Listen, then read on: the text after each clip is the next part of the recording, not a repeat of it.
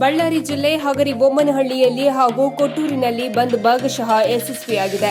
ಎರಡು ಪಟ್ಟಣಗಳಲ್ಲಿ ಪ್ರಮುಖ ವೃತ್ತಗಳಲ್ಲಿ ರೈತ ಸಂಘಟನೆಗಳು ಹಾಗೂ ಕಾರ್ಮಿಕ ಸಂಘಟನೆಗಳ ಪದಾಧಿಕಾರಿಗಳು ಪ್ರತಿಭಟನೆ ನಡೆಸಿದರು. ರೈತ ಹಾಗೂ ಕಾರ್ಮಿಕ ವಿರೋಧಿ ಕಾಯ್ದೆಗಳ ಜಾರಿ ವಿರೋಧಿಸಿ ರಸ್ತೆ ತಡೆ ಚಳವಳಿ ನಡೆಸಿದರು. ಹಗರಿಬೊಮ್ಮನಹಳ್ಳಿಯಲ್ಲಿ ಜಿಲ್ಲಾ ರೈತ ಮಹಿಳಾ ಮುಖಂಡರಾದ ಶಂಷದ್ ಬೇಗಂ ಮಾತನಾಡಿದರು. ಸರ್ಕಾರ ತಿದ್ದುಪಡಿ ಮಾಡಿರುವ ಭೂ ಸುಧಾರಣೆ ಕಾಯ್ದೆ, ಎಪಿಎಂಸಿ ಕಾಯ್ದೆ ತಿದ್ದುಪಡಿ, ಭೂ ಸ್ವಾಧೀನ ಕಾಯ್ದೆ ತಿದ್ದುಪಡಿ, ಬೀಜ ಮಸೂದೆ ಕಾಯ್ದೆ ತಿದ್ದುಪಡಿ, ವಿದ್ಯುತ್ ಕಾಯ್ದೆ ತಿದ್ದುಪಡಿ, ಅಗತ್ಯ ವಸ್ತುಗಳ ಕಾಯ್ದೆ ತಿದ್ದುಪಡಿ, ಕಾರ್ಮಿಕ ಕಾಯ್ದೆ ತಿದ್ದುಪಡಿಗಳು ಸೇರಿದಂತೆ ಹಲವು ಜನವಿರೋಧಿ ಕಾಯ್ದೆಗಳನ್ನು ಜಾರಿ ಮಾಡುವ ಮೂಲಕ ಜನವಿರೋಧಿ ತಾಳಿರುವ ಸರ್ಕಾರ ನಡೆ ಖಂಡನೀಯವಾಗಿದ್ದು,